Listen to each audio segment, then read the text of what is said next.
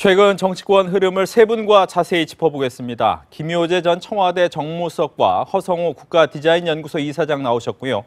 또 한 분 강석진 전 서울신문 편집국장 모셨습니다. 안녕하십니까? 네, 어서 오십시오. 네, 본격적인 토론에 앞서서 여러 가지 이야기를 좀 해봐야 될 것 같습니다. 한 뿌리에서 나온 새누리당과 바른정당 간의 차별화 신경전이 한층 가열되고 있습니다. 새누리당과 바른정당 뜨거워지는 대선 레이스에서 당의 존재감을 더 보여주겠다는 속내가 반영되고 있는데요. 본격적인 토론에 앞서 김남권 기자의 리포트를 먼저 보고 이야기 나눠보겠습니다. 새누리당 임명진 비대위원장이 정책 쇄신안을 발표했습니다. 권력을 이용해 준조세를 강요하는 사람들과 이에 응하는 기업도 함께 엄격하게 형사처벌을 하는 가칭 기업의 김영란법을 제정하겠습니다. 바른정당이 재벌개혁을 정강 정책에까지 명시한 걸 의식한 건데 서청원, 최경환, 윤상현 의원 등 친박계 핵심 3인방에 대한 인적 쇄신 작업을 마무리한 데 이은 후속 조치입니다. 박근혜 대통령이 사실상 만든 당의 간판도 바꿀 계획입니다. 바른정당은 정책 차별화에 사활을 걸었습니다. 국회의원 소환법, 육아휴직 3년법, 대입제도 법제화 등을 당론 추진하는데 새누리당에 비해 좌클릭했다는 평가를 받습니다. 새누리당 소속 비례대표이지만 바른정당에서 활동 중인 김현아 의원을 놓고서도 두 당은 신경전을 벌이고 있습니다. 새누리당은 비례대표가 당에서 제명되면 의원직도 잃도록 법을 개정하겠다는 입장입니다. 현행법상 비례대표는 탈당이 아니면 의원직을 상실하지 않습니다. 이에 바른정당은 분당과 같은 특정 조건에 한해 비례대표 의원이 탈당해도 의원직을 유지하는 내용의 입법 추진으로 맞불을 놨습니다. 새누리당과 바른정당 간 차별화 경쟁은 조기 대선 전국에서 보수의 주도권을 누가 쥐느냐와 연결돼 당분간 계속될 전망입니다. 연합뉴스TV 김남권입니다. 네, 임명진 비대위원장이 재창당을 추진하겠다라고 이야기를 했습니다. 또 새 보수 가치를 정립하겠다라고 하면서 이야기를 했는데 김효재 전 수석께 먼저 질문을 드립니다. 오늘 재창당 선포 어떻게 보셨습니까? 우선 저 임명진 비대위원장이 무너져가는 붕괴 직전의 새누리당의 그 더 이상의 붕괴를 막는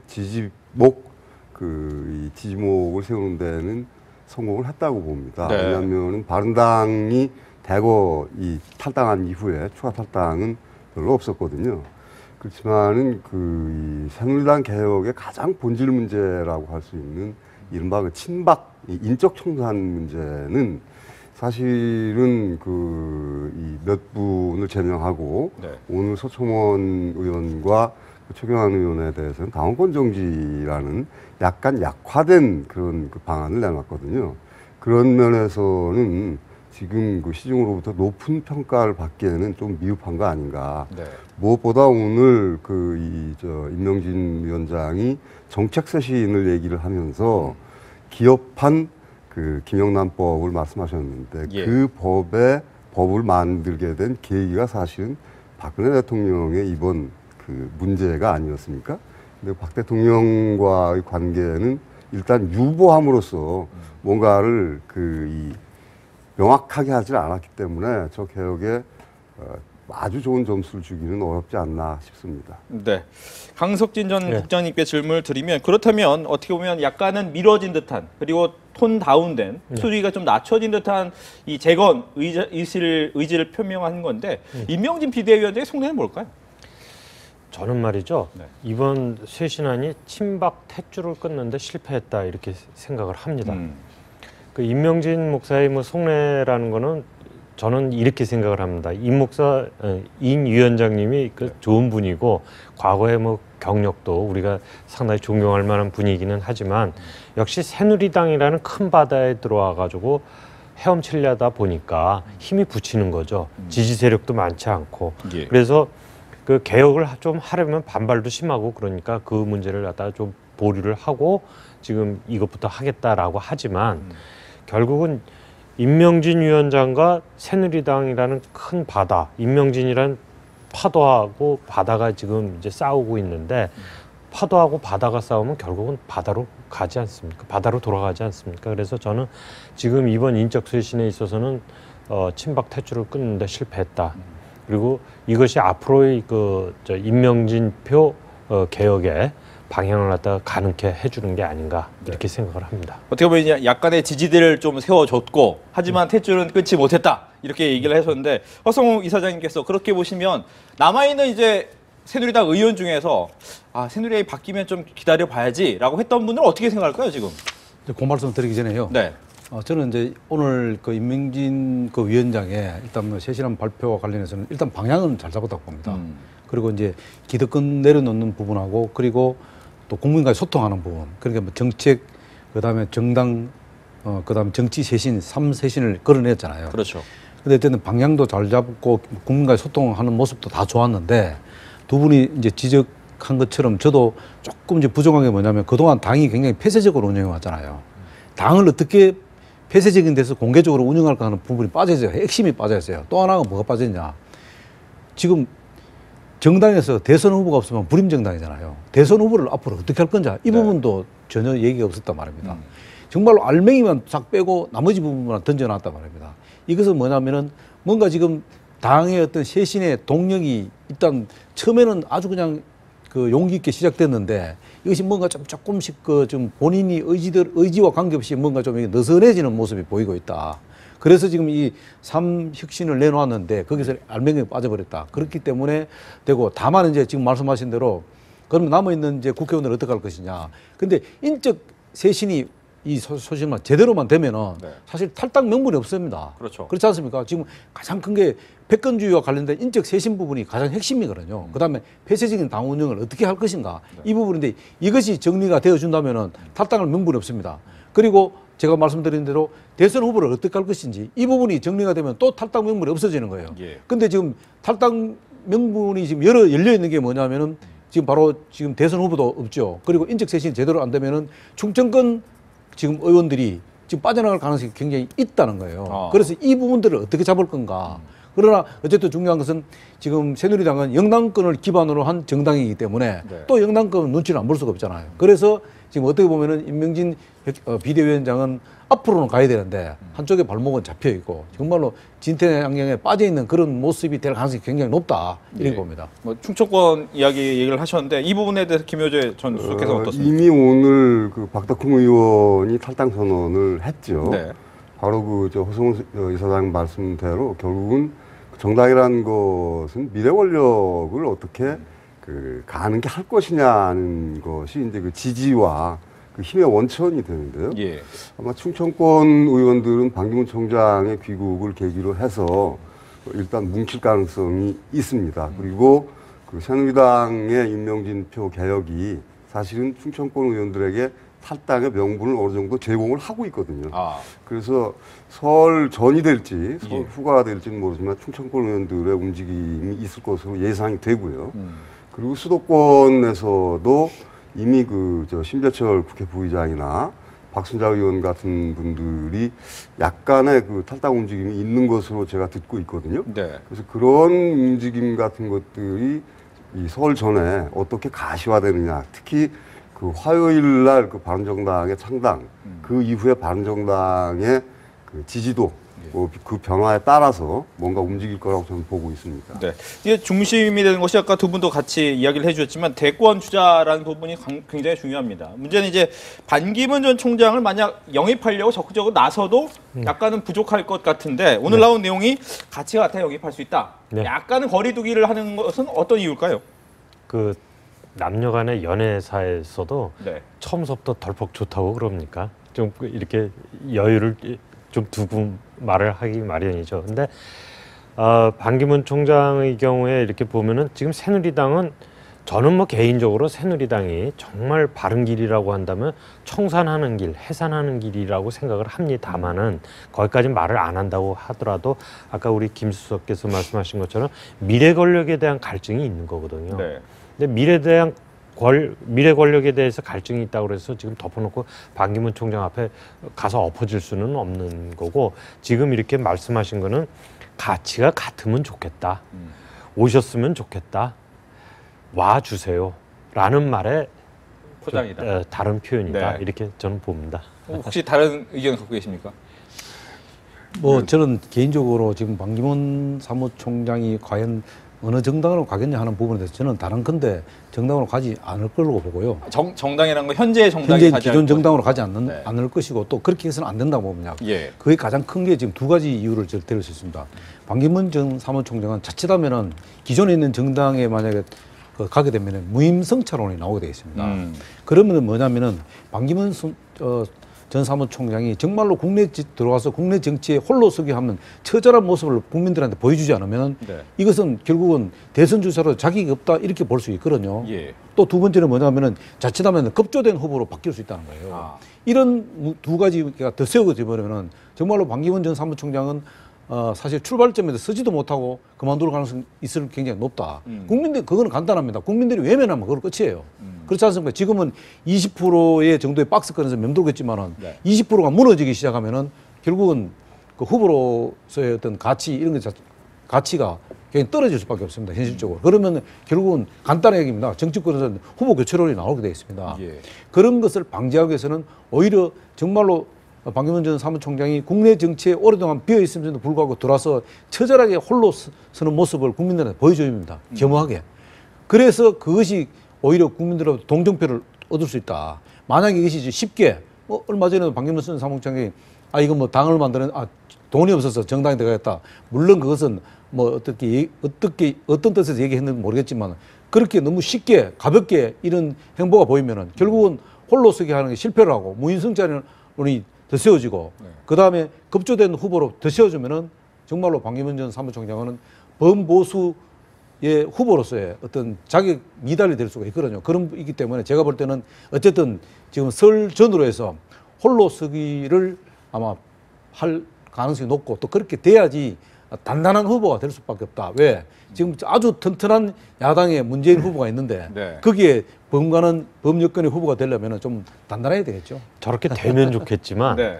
아까 말씀하신 대로 돈이 없어서 정당을 선택하겠다는 말을 이미 하신 분이 또 오늘 같은 경우에는 오세훈 전 서울시장 만나가지고 도와달라고 요청을 하는 정도라고 한다면 지금 대충의 그림을 봤을 때 반기문 총장은 어디론가 이렇게 선택을 지금 계속 이렇게 좁혀나가는 거 아닌가. 그 선택의 끝은 새누리당은 좀 아닌 것 같고 예. 보수에서도 특히 이 바른정당 쪽으로 좀 이렇게 방향을 잡고 계신 거 아닌가 하는 짐작이 가능하죠. 근데 당이론하고 현실론은 좀 차이가 있는 그렇죠. 거니까. 그러니까 말씀대로 네. 그 정치라는 거는 어떤 그 올바른 방향을 향해서 가는 것이긴 하지만 그러나 그 방향을 가기까지는 그 사람들의 집합이고 힘의 집합이거든요. 그래서 결국 누구와 손을 잡느냐, 예. 어떤 사람들과 같이 하느냐에 따라서 그 국민들의 지지율이 높아지기도 하고 낮아지기도 하는 거거든요. 그래서 아마 반 총장께서는 그런 여러 가지를 그 감안을 해서 오세훈 시장을 만나서 먼저 그 도와달라고 했다는 얘기는 지금부터는 이제 사람들을 끌어모으겠다 하는 의지를 비친 것 아닌가 싶은 생각은 듭니다. 그렇기 때문에 네. 그런 그 제 세력의 연대 또는 그 반기문 총장이라는 그 정치적인 어떤 그 이 존재 주변에 누가 같이 있느냐에 따라서 지지율이 올라가기도 하고 내려가기도 하거든요. 예.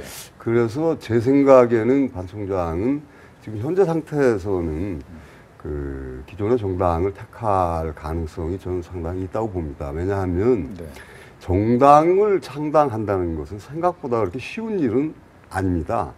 그리고 그 제일 큰 가능성이라 한다면 가령 그 새누리당에 남아있던 또 다른 국회의원들이 교섭단체를 구성을 해서 반기문 총장과 함께 다른 정당과 결합하는 방식을 생각해 볼 수가 있겠는데요. 예. 교섭단체는 20석 넘는 의원들이 나와야죠. 필요하거든요. 네. 그런 그 현실성에 비추어서 그런 가능성은 그렇게 크게 높다고 보기는 어렵습니다. 그렇다면 지금 현재 올 12월 달에 대선이 치러진다면 여러 가지 가능성을 볼 수가 있겠는데요. 대선은 상당히 앞당겨서 치러질 가능성이 매우 높아진 상황 아니겠습니까?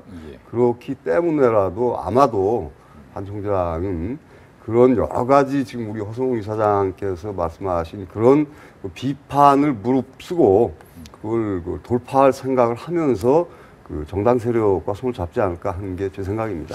네. 제가 그 우리 김효재 소장님하고 조금 다른 의견을 갖고 있는 게 예. 저는 이제 그 정당을 직접 만들어 보는 경험이 있어서 이해창 총재를 모시고 만들어 본 경험인데 사실 정당 만드는 것은 어렵게 생각하면 어렵고요. 쉽게 생각하면 아주 쉽습니다. 정당은 15일 안에 다 만들 수 있습니다. 정당 그 만드는 조건은 15일이면 다 끝날 수 있습니다. 다만 중요한 것은 뭐냐면은 누구 중심으로 정당을 만드느냐. 이게 굉장히 중요합니다. 예를 들어서 뭐 이런 비유를 들면 대단히 죄송합니다만 유승민 후보가 나와서 유승민 후보가 내가 당을 만들겠다 이러면은 몇 달 걸립니다. 근데 중요한 것은 지금 범여권 후보 중에서 그래도 가장 경쟁이 있는 반기문 전 사무총장 중심으로 정당을 만든다면은 그게 뭐 밖에서 볼 때는 급조된 정당이라 할지라도 네. 정당 만드는 건 굉장히 쉽습니다. 그래서 반기문 전 사무총장이 좀 급조된 정당이라도 만들어서 본인이 중심으로 흡수한다는 생각을 해야지 본인이 무임승차하겠다 하면 또 어렵다는 이야기 드리고요. 또 하나는 뭐냐면은 이번 대선은 헌정사에서 정말 보기 드문 선거를 치릅니다. 짧은 시간에 예. 이 모든 후보들을 쏟아놓는 이런 굉장히 그 액티비티한 이런 구조가 있기 때문에 그런 변화가 무성합니다. 앞으로 지금 서울의회는 어떤 변화가 어떻게 일어날지 아무도 예측 못합니다. 이런 구도하에서는 지금 제가 볼 때는 그 정당이 만들기 어렵고 또 20석 원내교섭단체 만들기 어렵고 이것은 큰 의미가 없다. 알겠습니다. 가장 중요한 것은 반기문 전 사무총장이 어떤 의지를 갖고 대한민국을 구할 것인가 예. 그게 가장 큰 중요한 포인트입니다. 원래 저희가 이제 두 번째 이슈로 이제 반기문 전 총장의 본격 행보에 대해서 준비를 했는데 거기에 대한 이야기 조금은 먼저 나왔습니다. 여기에 대한 먼저 화면을 보시고 나서 이야기를 계속 나눠보겠습니다.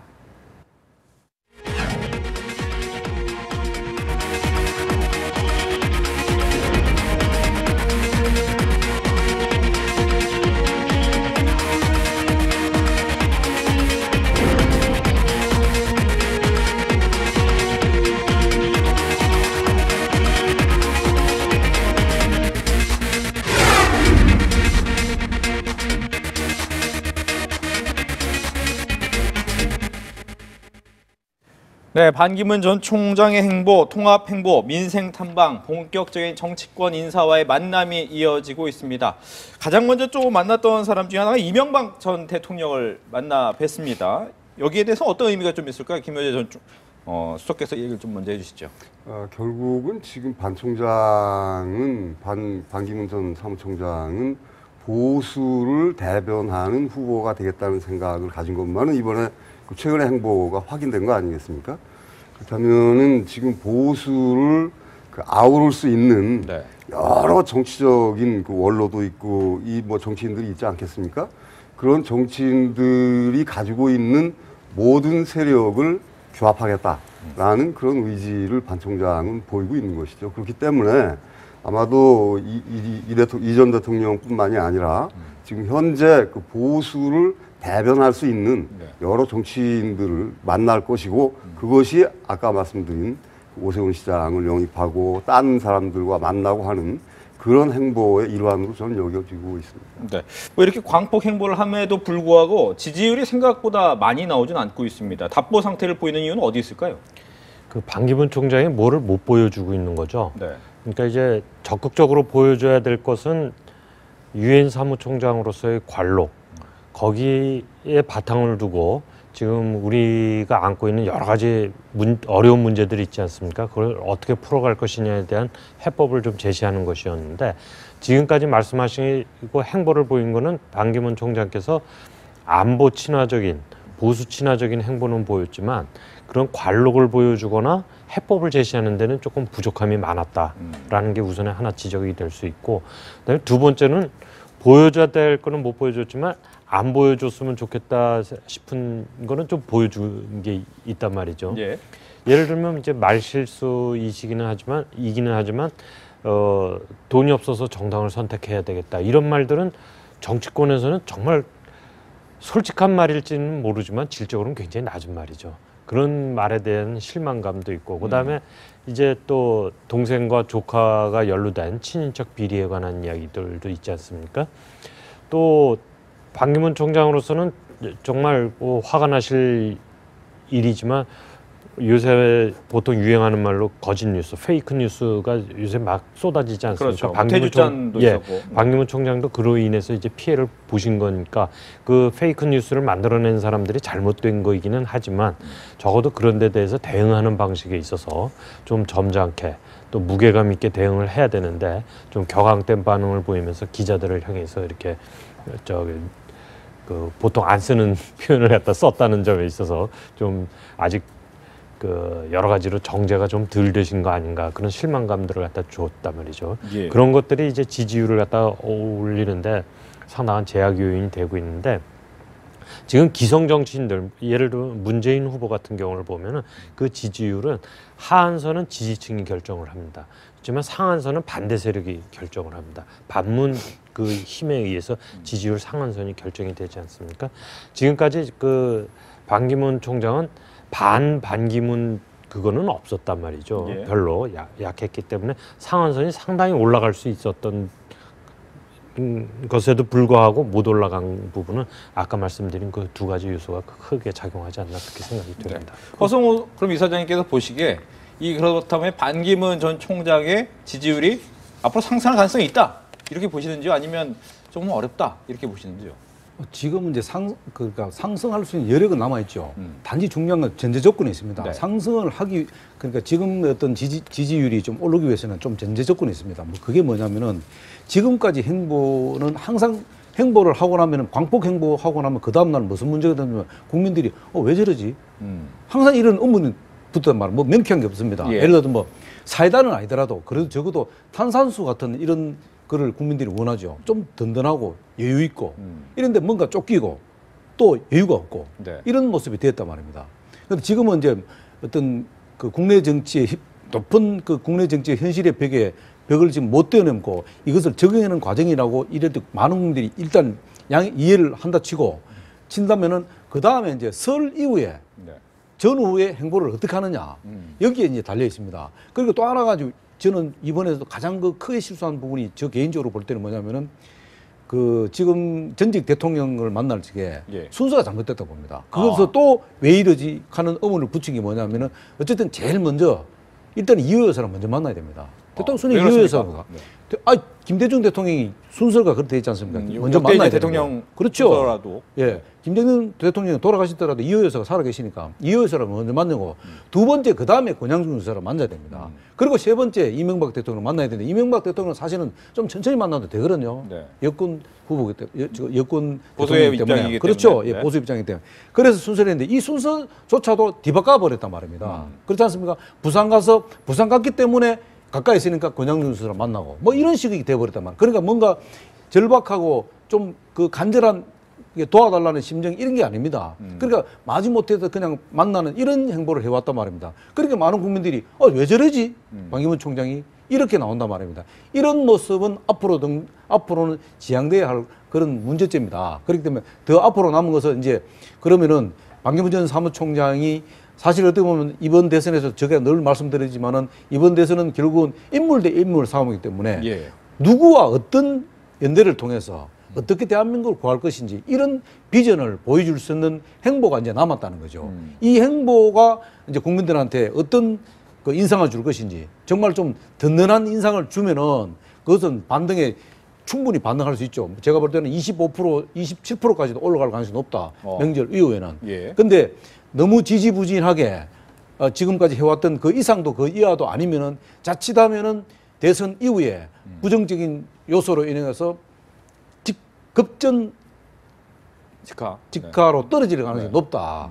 그래서 자칫하면은 여론조사에 절벽에 서 있을 가능성이 높다. 그렇기 때문에 그 부분은 상당히 고심해야 된다. 앞으로 이제 TV 토론 두 번 지금 이제 뭐 다음 주에 두 번 남아 있는데 그 TV 토론을 통해서 이제 어떤 얘기를 쏟아낼지는 좀 더 지켜봐야겠습니다만은 예. 하여튼 그런 부분들이 굉장히 관전 포인트가 될 수 있다 이렇게 보는 거죠. 대통령 그 예방 순위에 대해서 저는 좀 다른 의견을 가지고 있습니다. 민주당 대통령, 더불어민주당 대통령 후보 중에 누구도 이명박 대통령에게 인사 오지 않습니다. 근데 보수정당의 그 후보들은 이호 여사에게 꼭 인사를 드리고 있거든요. 그러니까 그런 그 정치적인 그 노선이나 그 이념과 같은 그런 현실 정치에서의 그 그 행동의 제약성 이런 것들을 고려하지 않을 수 없는 일이고요. 그리고 현재 그 활동하고 있는 전직 대통령으로는 이명박 대통령이 먼저니까 그거는 그 순서는 그 가치 판단에 따라서 그 반기문 전 사무총장 쪽에서 어떤 판단을 내렸느냐 하는 것을 되돌아볼 수 있는 것이고요. 그러고 무엇보다도 지금 그 반 전 총장의 설 이후의 그 지지율 문제는 네. 제가 보기에는 이렇게 봅니다. 반 총장이 그 귀국을 하면서 반 총장에게 가장 큰 강점은 유엔 사무총장을 지내면서 전 세계 정치를 몸소 경험하고 부딪혔었던 거거든요. 그런 것들, 그 경험이 우리 한국 정치에 어떻게 접목이 될 것인가 하는 부분을 사실은 보여줬어야 되는 겁니다. 그러니까 이를테면 이런 겁니다. 사자와 악어가 싸우면 누가 이기겠는가? 생각해 보십시오. 그 정답이 뭐겠습니까? 물에서 싸우면은 악어가 이기고 못해서 싸우면 사자가 이기는 겁니다.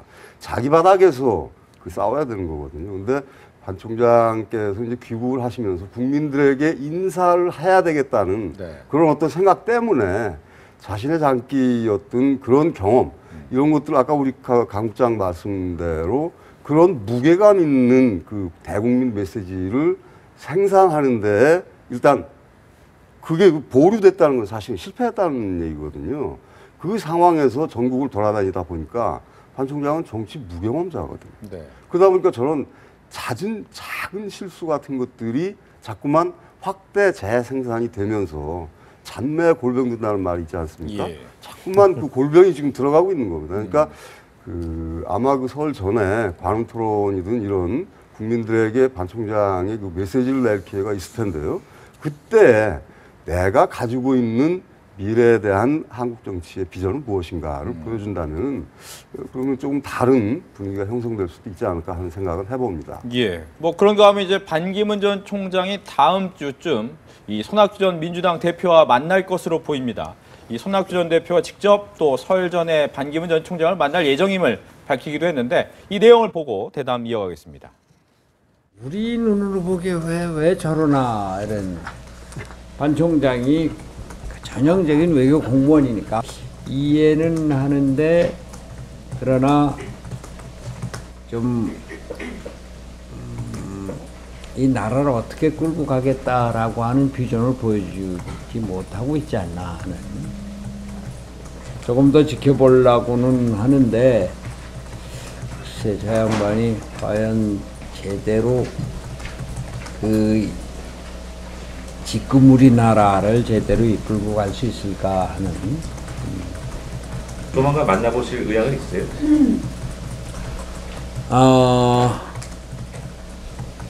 전화는 받았습니다. 설 전이 되든 좀 한번 보자고 그래서 뭐 그러자고 그랬어요. 네, 트럼프 대통령 취임식에 간 이 손학규 전 민주당 대표가 워싱턴 특파원들과의 간담회에서 이런 얘기를 했습니다.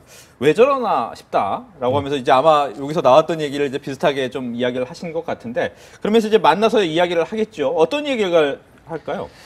오늘 이제 손학규 전 대표가 국민주권 개혁회의를 발족을 시켰습니다. 그렇습니다. 그 자리에서 이제 그 트레이드 마크인 7공화국 이야기를 하면서 세 개의 원칙을 이야기를 했습니다. 하나가 공정사회, 그다음에 일자리 창출 등 번영의 길 마련, 그다음에 세 번째가 평화와 통합의 길, 뭐 이런 원칙도 이야기를 했고 또 한 가지는 개혁 공동정부를 구성해야 한다 이렇게 말을 했습니다. 그 이야기를 이렇게 되새겨보면 반 총장이랑 만났을 때 무슨 이야기를 할지를 갖다 유추를 하기가 쉬울 것 같습니다. 반 총장을 만나면 지금 손학규 전 대표 오늘 이제 그 발족했으니까 의장이 됐으니까 손학규 의장이라고 표현하겠습니다만 손학규 의장은 지금 정치를 개헌대 호언 나가서 개혁대 기득권 정치로 이제 보고 있고 그렇게 판을 짜나가려고 그러는 거 아닙니까? 그러면 이제 반기문 총장한테 그런 걸 탐색을 해보겠죠. 개혁과 개헌에 대해서 어떻게 생각을 하고 있느냐. 또 그 개혁 내용 중에는 선거제도나 검찰의 문제, 뭐 기본권의 문제 뭐 이런 것들이 있지 않습니까? 그래서 이제 그런 걸 갖다가 좀 어떤 생각을 갖고 있는지 탐색을 해볼 것이고 반기문 총장으로서는 지금 이렇게 자기 지지율이 뭐 손학규 의장에 비해서는 압도적으로 높으니까 같이 좀 보수를 중심으로 해서 뭐 또는 제3지대에서 이렇게 연대를 할 수 있을 것인지를 탐색을 해보겠죠. 그러나 지금 어떤 연대든지 정치라는 거는 현실이기도 하지만 명분이거든요. 네. 그러니까 결합을 하거나 연대를 하려면 명분이 필요하기 때문에 그런 명분들을 갖다 모색을 해보지 않을까. 그러나 손학규 지금 의장의 경우에는 워딩 말씀하는 걸 이렇게 들어보면은 큰 기대를 갖고 있는 것 같지는 않다. 그런 느낌은 받습니다. 예. 허성호 이사장님, 이제 가장 중요한 게 제3지대 빅텐트 만들겠다라는 부분이었는데 이 빅텐트가 그럼 만들어지겠습니까?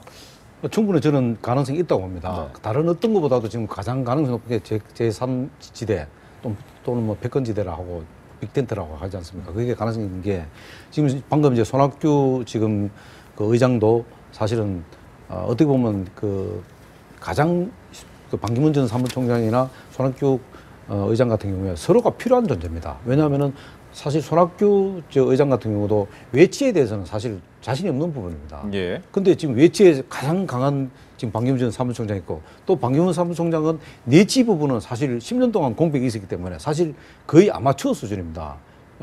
초보 입장이기 때문에 이것이 외치와 내치가 결합이 된다면 시너지 효과를 충분히 일으키죠. 근데 그러면 그 시너지 효과를 어디서 만들어낼 것인가? 그것은 바로 제3세력. 그 제3세력 매개체가 뭐냐? 아까 지금 그 국장님께서 말씀하신 대로 명분이 뭐냐? 그 명분은 개헌, 그리고 이 개혁 세력들, 그리고 지금 기존에 있는 사람들 패권 세력을 몰고 가고 나머지 비패권 세력을 모아서 제3지대로 모으고 그리고 개헌을 통해서 그래서 반기문 전 사무총장이나 손학규 고문이 제3지대에 모여서 네. 새로운 그 정치 세력을 만들어서 예. 그 이번 대선을 임한다면은 충분히 가능성이 있다. 그래서 물론 뭐 거기서 모여서 누가 주도권을 잡느냐 하는 부분은 그 다음 문제이고 우선 그런 빅텐트에 모일 수 있느냐 없느냐 하는 이런 소위 말하면 이 관계 설정을 반기문 전 사무총장이 빠른 시간에 뭔가를 주도적으로 할 수 있다면은 설 전후로 충분히 반전의 기회가 올 가능성이 높다. 저는 네. 이렇게 보는 거죠. 근데 김 전소님, 안철수 전 대표 같은 경우에는 반기문 전 총장이 이제 혹시 중도에 그만둘 수도 있다 이런 얘기까지 하면서 약간은 이제 거리두기 하지 않습니까? 바로 그 문제를 제가 말씀드리려고 그랬는데요. 이른바 그 빅텐트론을 저는 상당히 회의적으로 보고 있습니다. 왜냐하면 우선 첫째 이 손학규 의장하고 반 전 총장 간에는 공통점이 하나 있습니다. 네. 지지 정당이 아직 없는 거죠.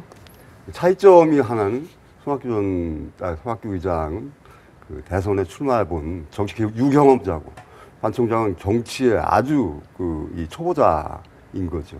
두 분의 그 장점은 각각 다릅니다. 그렇기 때문에 이런 경우에 그 화합했을 경우에 이 결합했을 경우에 장점으로도 작용할 수 있지만 그것이 치명적인 약점으로도 될 수도 있는 것이고요. 거기에서 빅텐트론에서 가장 중요한 게 안철수 전 대표의 그 생각일 거라고 저는 보고 있습니다. 그런데 안철수 의원의 경우는 사실은 서울시장에 나설 때 박원순 시장에게 양보해서 그때 사실 안철수 당시 안철수 연구소 소장과 소장이죠. 박원순 씨와의 지지율 격차가 하늘과 땅이었는데 박 시장을 양보해서 박 시장을 만들지 않았습니까? 그때 한번 양보를 했고 지난번 대선에 또 문재인 후보에게 양보해서 또 한번 뒤로 후퇴를 했는데 이번의 경우는 안철수 전 대표는 사실은 저는 무슨 일이 있어도 전 끝까지 갈 것이 아닌가라는 생각을 저는 해봅니다. 왜냐하면 만약에 안철수 의원이 지금 중도에 이 빅텐트라는 거는 현실적으로 누군가를 후보를 만들어서 그 사람을 옹립하기 위해서 다 모이는 거거든요. 근데 각각의 가능성을 가지고 이제 모이는 것인데 그렇다면 안철수 의원이 지금 과연 중도의 포기가 될 수도 있는 그런 길로 접어들 것인가? 저는 그 가능성은 그렇게 크게 높게 보지 않습니다. 저는 조금 수석님하고 조금 다르게 보는데요.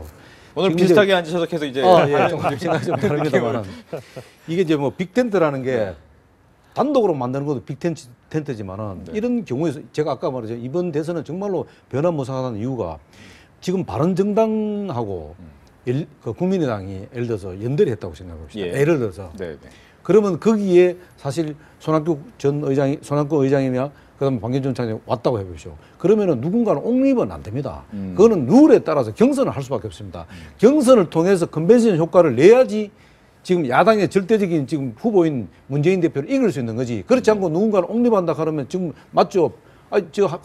안철수 지금 전 대표가 지금 강철수로 지금 해갖고 지금 나가고 있는데 옹립이 되겠습니까? 안 됩니다. 거기는 어디까지나 경선을 통해서 컨벤션 효과를 통해서 국민들로부터 지지를 받고 그래서 후보가 되어야지만 그 과정을 통하지 않고는 불가능한 얘기입니다. 그렇기 때문에 그것 자체도 사실 어떻게 보면 큰 빅텐트가 될 수 있거든요. 근데 지금 보니까 여기서 뭐 좀 짚고 넘어야 될 것이 여기서 이제 박지원 국민의당 대표가 노골적으로 또 러브콜을 보낸 사람이 있습니다. 바로 정운찬 전 국무총리인데 어떤 얘기 했는지 들어보고 여기에 대한 얘기 나눠보겠습니다. 우리 의원총회를 여기서 하는 것 같습니다. 방금 안철수 전 대표께서 전주에 계시는데 오늘 함께하지 못하는 아쉬운 말씀을 꼭 올려달라고 문자가 왔습니다. 어떤 사람은 닫혀 있고 어떤 당은 닫혀 있습니다. 정운찬 총리는 열려 있는 분이고 우리 국민의당도 열려 있는 정당입니다. 반드시 우리 국민의당에 오셔서 꼭 한번 겨뤄봤으면 좋겠습니다. 뭐 안철수 전 대표가 있음에도 불구하고 반기문 총장에 대해서는 약간의 선긋기 나섰고 박지원 대표가 오히려 정운찬 총리 보러 와라 이렇게 한 얘기는 어디 있을까요? 그 판을 좀 키워보고 싶은 생각이 있는 거죠. 오늘 저 박지원 대표가 그 국민주권 개혁회의에 와서도 손학규 의장한테 세게 러브콜을 보냈죠. 그 국민의당에 들어오라고. 그 내용을 보면 이제 손학규 의장하고 자기가 손을 잡았을 때는 항상 승리를 했다. 헤어지면 승리를 못했는데 우리 손잡자 뭐 이런 비유를 들어가면서 이제 세게 러브콜을 했는데 정운찬 총리는 이명박 정부 때 총리를 지내셨지만 그분의 지금 트레이드 마크는 동반성장이고 진보적 가치에 조금 가까이 있는 분이기 때문에 박지원 대표 생각하기에는 같이 할 수 있겠다. 우리 가치를 공유할 수 있겠다. 이런 생각을 갖고 있는 거죠. 그리고 한 분이라도 더 들어오면 이제 그 좀 판을 키우고 경선의 모양, 컨벤션 효과 이런 대로 이렇게 좀 진화시켜 나갈 수 있는 여지가 커지니까 그런 걸 갖다 원하는 것 같습니다만은 제가 보기에는 지금 그런 분들이 결국 종래 뭐 빅텐트가 쳐질지 안 쳐질지는 별개로 상당 기간은 자강에 치중하지 않을까. 안철수 전 대표만 자강을 하는 게 아니고 뭐 손학규 의장이든 정운찬 전 총리든 다 자강을 우선에 먼저 하지 않을까. 자강을 하지 않고 합쳐지게 되면 흡수되게 되기 때문에 무슨 컨벤션 효과가 나오기는 어렵지 않을까 이렇게 생각합니다. 알겠습니다. 저희가 이제 세 번째 이슈로 좀 넘어가야 될 것 같은데 세 번째 이슈는 이제 문재인 전 대표 이슈가 되겠습니다. 설을 앞두고 현재 대세론이 계속해서 이야기가 나오고 있는데 이 대세론 굳히게 나설 수 있을까라는 부분이 되겠습니다. 여기에 대한 화면을 먼저 보시고 이야기 나눠보겠습니다.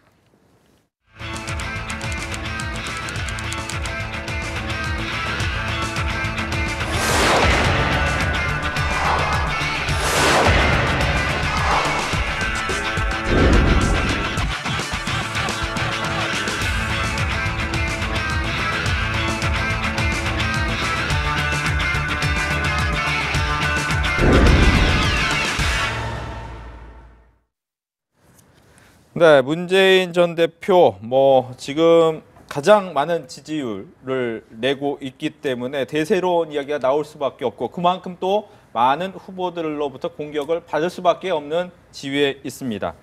현재 행보 뭐 발언 거침없이 보이는데 뭐 대세는 대세로 봐야죠.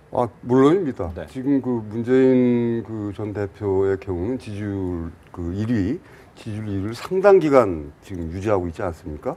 그리고 지금 현재 상태로는 반기문 전 총장이 들어와서 위협이 될 거라고 판단했는데 아직은 그 흔들기까지 하지는 지금 못하고 있는 상황이거든요. 그런 것들이 지금 그 이른바 그 대한민국의 두 번의 명절, 그 민심이 형성된다는 설을 향해서 거침없이 지금 굴러가고 있거든요. 그래서 저는 당분간은 문재인 대표의 대세로는 전 유지가 될 것이라고 봅니다. 다만 이런 점을 저희들은 돌이켜 생각해 볼 필요가 있습니다. 뭐냐면 이회창 그 후보가 두 번의 대선에서 실패할 때 그 두 번 다 1년 내내 대선 지지율 1위였습니다. 마지막 그 여론조사의 그 추이, 그 연구 결과들을 보면은 거의 마지막 한 2, 3주일을 내놓고 그 이 추격하는 후보에게 역전이 되고 승부도 역전이 된 그런 상황이었거든요. 그렇기 때문에 이 대선이라는 이 큰 승부는 지금 현재 상태의 지지율을 가지고 꼬린 지점에서까지 그게 유지될 것이라고는 보기 어렵고요. 그런 것들을 어떻게 넘어가느냐의 문제는 아까 그 반 전 총장의 문제도 사람들 세력의 규합에 저 답이 있다고 그랬는데 문재인 전 대표의 문제도 결국은 자기 세력, 자기를 지지하는 세력을 다독이면서 어떻게든 조금 더 세력을 확장할 수 있느냐 없느냐 그 확장성의 그 승부가 달려 있는 것이지 당분간은 저는 그래서 문재인 대표의 지지율 1위는 상당 기간 지속될 것으로 저는 보고 있습니다. 확장성 얘기 나오니까 질문 드리고 싶은 것 중에 하나가 지금 호남, 광주에 대해서 항상 문재인 전 대표는 부채의식이 있다라는 얘기까지 하면서 오늘 이번에도 이제 광주 또 갔습니다. 또 손을 한번 내밀었는데 이 부분은 어떻게 봐야 될까요? 그 사이에 여러 번 구애 작전을 펼쳤는데 그게 사실 효과가 있었던 것 같습니다. 요새 여론조사를 보면은 호남에서의 지지율이 좀 올라가지 않았습니까? 그러나 문재인 전 대표가 지금 극복해야 될 여러 고비들 가운데 하나가 호남 민심인데 호남에서 녹지 않는 기름에 들어간 소금처럼 녹지 않는 한 30% 내외의 그 완강한 반대 세력이 있는 것도 사실입니다. 그리고 그분들이 비교적 오피니언 리더층이 많다는 점, 그 점에 대해서 문재인 전 대표 쪽은 굉장히 좀 부담스러움을 느끼지 않을까 그렇게 생각이 됩니다. 그리고 지난번 총선 때도 문재인 대표의 민주당을 지지하는 사람과 국민의당을 지지하는 사람들이 있었지만 결국 시간이 가면서 국민의당 쪽으로 기울지 않았습니까? 그리고 그것이 어떻게 나타났냐면 전국적으로 호남 출향민들한테 시그널을 보내서 정당 지지도에 있어서 국민의당 쪽으로 많이 기울었단 말이죠. 지금 호남에 구애를 하는데 이 녹지 않는 한 30% 정도를 갖다 설득해내지 못하면 이 서울 수도권에 있는 호남 출향민들도 설득하기가 쉽지는 않아집니다. 그래서 그게 굉장히 부담이 되니까 그 공을 들이는 거고 앞으로도 공을 갖다 상당히 많이 들여야 될 테죠. 그런데 이제 지금 아까 말씀 여러 차례 나왔던 제3지대라든지 이런 분들도 또 호남에 열심히 공을 들일 거기 때문에 그 경쟁이 사뭇 치열할 것이다 이렇게 예상을 해볼 수 있을 것 같습니다. 허위 사장님께는 이렇게 질문을 드리겠습니다. 아무래도 뭐 확장도 확장이겠지만 자신의 이제 가장 기반은 친노 세력, 어떻게 보면 친문 세력이 될 텐데 안희정 충남지사가 나왔단 말이죠. 그렇다면 어떻게 보면 지지 기반이 약간 나뉠 것이냐? 아닐 것이냐 이 부분에 대한 관심도 있는데 이 부분은 어떻습니까? 저는 나뉘어진다고 생각하지 않습니다. 왜냐하면은 지금은 이제 그 민주당에서 지금 경선 룰을 지금 정한다고 하지 않습니까? 추미애 대표가. 그러나 지금 그 문재인 전 대표가 당 대표 시절에 이미 벌써 그 기본 틀을 다 맞춰놨기 때문에 그 틀을 벗어나지 않는 범위 안에서 경선 룰이 정해지기 때문에 어떻게 하더라도 문재인 대표를 이길 수 있는 구조가 안 됩니다. 그렇기 때문에 저는 대개 볼 때는 지금 앞에서 두 분 말씀하신 대로 이제 대세론이 두 개예요. 당내 대세론은 확실해요. 그 문재인 대표를 뛰어넘을 수 없다는 것은 저는 기정사실로 봅니다. 아무리 안철수 안희정 충남지사가 지금 굉장히 지금 따라오고 있지 않습니까? 따라오고 또 어떻게 보면 페이스메이커 역할을 하느냐 마느냐 그런 부분도 있는데 당내 경선에 돌파하기가 쉽지 않다. 만약에 당내 경선에 돌파해서 이긴다면 안희정 정말로 충남지사는 굉장한 아마 후보가 될 겁니다. 그러나 이제 더 중요한 것은 뭐냐면 이게 이제 앞으로 이제 탄핵 정국이 지금 남아 있지 않습니까? 이게 지금 가장 큰 변수라고 봅니다. 문재인 지금 이제 수석께서 말씀하신 대로 마음을 놓을 수 없는 게 이 탄핵 정국에서 기각이냐 파면이냐 따라갖고 사실 그 보수 세력의 결집이 어떤 식으로 직결할 것인지 이것도 굉장한 변수입니다. 그리고 그동안에 그 문재인 대표가 이 지지율 추이를 보면요. 12째 주, 그러니까 광화문 촛불 집회 12째 주 되는 쯤에서 25%, 20%를 완전히 벗어납니다. 30%에서 40, 뭐 어떤 데는 40% 가까이 가는 쪽인데 그 사이는 계속 20%에서 박스권에서 맴돌았단 말입니다. 이거는 뭐냐면은 지금 수석님 말씀하신 대로 촛불 집회가 있음에도 불구하고 표 확장에서는 한계가 왔다는 거예요. 네. 그러면 그리고 나서 그 이후에 12주째부터는 계속 정책 이슈로 대응을 해왔습니다. 그리고 오늘 또 호남 가서 미호도 다시 한번 손을 잡아달라고 고액까지 하고 이런 모습이 결국은 뭐냐면 이제까지는 표의 확장성은 이제 올 때까지 왔다 이거죠. 다만 이제 탄핵 정국이 일어나서 탄핵 결과에 따라서 그 표를 어떻게 문재인 대표가 흡수하느냐에 따라서 결국은 거기서 멈추러 가는 거냐 아니면 더 한 발짝 더 가느냐 거기에 담겨 있다. 그렇기 때문에 문재인 대표한테는 이 탄핵 결과가 상당한 그 어떤 변곡점이 될 가능성이 높다. 그렇게 봅니다. 네. 이제 저희가 시간이 많지 않기 때문에 30초씩만 시간을 드리겠습니다. 이번 설 민심을 좀 어떻게 지켜봐야 될지 이번 설에 어떻게 보면 관전 포인트 뭐가 있을까요? 이번 설 민심의 관전 포인트는 차례상에 누구 이름이 올라가느냐가 될 겁니다. 그러니까 문재인 될까? 이게 그거라면은 문재인 대세론이 상당 기간 지속될 거고요. 아, 반 총장 그 양반 아무것도 아닌 건 줄 알았더니 뭔가 있네? 이렇게 되면은 뭔가 역전의 계기가 만들어지지 않을까 저는 그렇게 보고 있습니다. 네. 저는 대선까지 두 번의 변곡점이 있다고 봅니다. 설 민심 하나 탄핵 결과 두 번의 이제 변곡점이 있다고 보는데 설 민심에 있어서 중요한 거는 반기문 지지율이 어떻게 될 것이냐. 그게 굉장히 중요한 게 바른정당은 어떻게 될 것이며 반기문은 어떻게 될 것이며 제3지대는 어떻게 될 것이냐를 결정짓는 굉장히 중요한 요소이기 때문에 반기문 지지율 여기에 주목해 봐야 된다. 설 민심 중에 그렇게 생각을 합니다. 알겠습니다. 저는 설 밥상에는 단연코 저는 올해 대선 후보도 중요하지만 박근혜 대통령 탄핵 결과가 어떻게 될 거냐 그리고 최순실 씨의 국정농단이 가장 큰 이슈가 될 수가 높기 때문에 오히려 이번 설에는 어쩌면은 사실 그 대선 후보들이 비켜갈 가능성이 높다. 물론 뭐 없을 수도 없겠죠. 물론 충분히 있습니다. 그러나 박근혜 대통령 최순실 씨 관계 그리고 박근혜 대통령의 탄핵 결과가 어떻게 될 거냐 여기에 초점이 맞춰지고 그 결과에 따라서 대선 후보들이 누가 될 것이냐 여기에 굉장히 관심이 많을 가능성이 높다 이렇게 봅니다. 네, 이렇게 세 분과 함께 정치 이슈에 대해서 이야기 나눠봤습니다. 오늘 이야기 잘 들었습니다. 네, 복잡한 정치 이슈를 공정하고 당당하게 풀어보는 정정당당. 오늘 준비한 내용은 여기까지입니다. 다음 주 이 시간에 다시 찾아뵙겠습니다. 시청해주셔서 고맙습니다.